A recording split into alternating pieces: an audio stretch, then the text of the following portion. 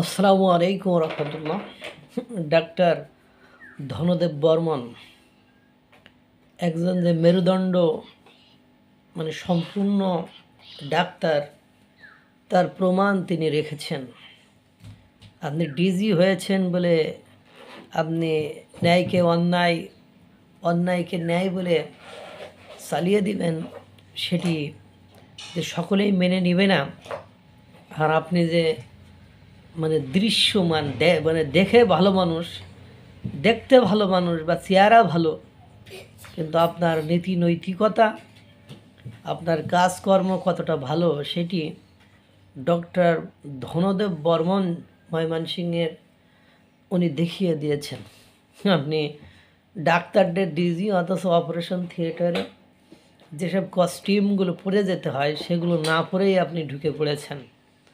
এর আগে আপনার প্রশিক্ষণের সময় যাওয়ার কথা আপনি জাননি, কথা দেন কিন্তু কথা রাখেন না। যিনি কথা দিয়ে কথা না রাখেন তাকে মুনাফেক বলা হয়।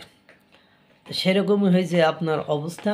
এবং আপনারা জানেন বাংলাদেশের স্বাস্থ্য খাতের কি নাজেহাল বাজে অবস্থা, সেটি ডক্টর ধনদেব বর্মন স্পষ্ট করে বলেছেন। এখানে ঔষধ চুরি হয়, এখানে প্রশিক্ষণ হয় না, এখানে তার একবার পরীক্ষার জন্য, প্রমোশনের জন্য যখন তিনি ডিজি পরিচালক বা ডিজি অফিসে যান, তাকে বলা হয় আপনি রাজনৈতিক নেতাদের সাথে আপনি যোগাযোগ করেন। উনি নিঃসন্দেহে একজন ভালো কোয়ালিফাইড ডক্টর, এটা বোঝা যায়। কয় আমার আর বেশি দিন চাকরি নেই, আমি সাসপেনশন চাই, এভাবে করে কাজ করা যায় না। এবং আপনি শুনে দেখেন আমি কারোর সাথে খারাপ আচরণ করি কিনা। কিন্তু ডিজি তিনি তো ব্যক্তিগতভাবে অফিসে ডেকে কথা বলতে পারতেন, সেটা না করে তিনি সরাসরি ওনাকে সাসপেন্ড করলেন, ক্ষমতার অপব্যবহার করলেন। এই যে ক্ষমতার অপব্যবহার, এই যে নিয়ম নীতি তোয়াক্কা না করা, এটাকেই দুর্নীতি বলে। এবং উনি যে একজন কুরাগী, কুরাগী মানুষ এবং শুভবুদ্ধির মানুষ নয়, এটা দেশবাসীরা আর বুঝতে বাকি নেই। সুতরাং ওনার এই সাসপেন্ড যদি হয়ে থাকে, তাহলে বাংলাদেশের ডাক্তারদের মেরুদণ্ডহীন মনে হবে, এবং যারা চাকরি করছেন তাদের মেরুদণ্ড আছে কিনা সন্দেহ, যে পেট পূজারি হিসাবেই থাকবেন বা আছেন, এরকমই মনে হবে।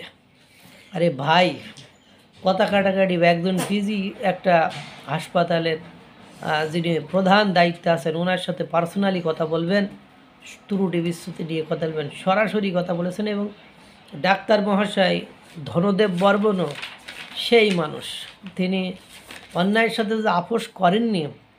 তার পরীক্ষার সুযোগ পাইতেই নাকি 13 বছর না কত বছর লেগেছে, এরকম শুনলাম আর কি। যাই হোক, কম বেশি হতে পারে। তো একজন ডাক্তারের প্রমোশন হবে কি না হবে, সেই সুযোগ পাইতে সেখানেও নাকি ঘুষ দিতে হয়, সেখানেও নাকি রাজনীতিবিদদের সাথে যোগাযোগ করতে হয়। তারপরে যে অনিয়মের কথা বলেছে, তিনি সেগুলোর সুন্দর করে জবাব দিয়েছেন। এবং ওনাকে সাসপেন্ড করা, অব্যাহতি দেওয়া এখন নিতান্ত বোকামি এবং বেয়াদবি ছাড়া আমার কাছে কিছুই মনে হয়নি। উনি ডিজি হোক আর যাই হোক, বাংলাদেশের স্বাস্থ্য খাতের উন্নতি কেমনে হবে?